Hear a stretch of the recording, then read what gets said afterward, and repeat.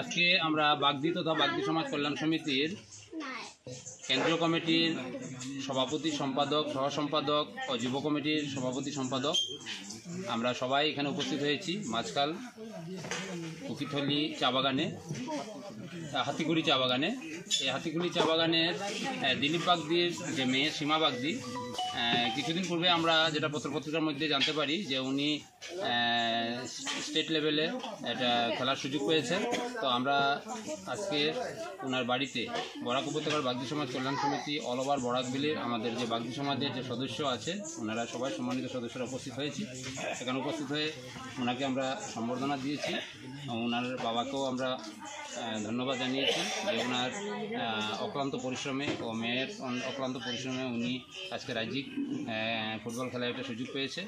আমরা বিশেষ করে আজকের এই সভায় আমাদের বাগদি সমাজের শিক্ষা, সংস্কৃতি, মার্শাল আর্ট বা খেলাধুলা বা অন্যান্য সব বিষয় নিয়ে আমরা বিস্তারিত আলোচনা করেছি, কী করে যাতে আমাদের এই সমাজটা উন্নতির পথে এগিয়ে যায়। বিশেষ করে আজকের দিনে যে সীমা বাগদি যে তার প্রতিভা যে আমাদেরকে এই উপত্যকায় তুলে ধরেছে, সেটার জন্য আমরা বাগদি সমাজের প্রতিটি সদস্য গর্বিত।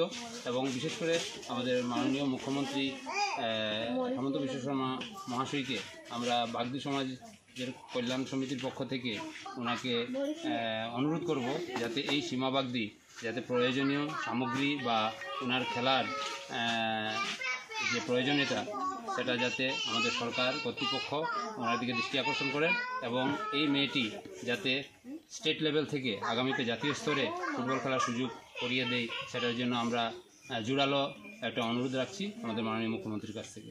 ধন্যবাদ।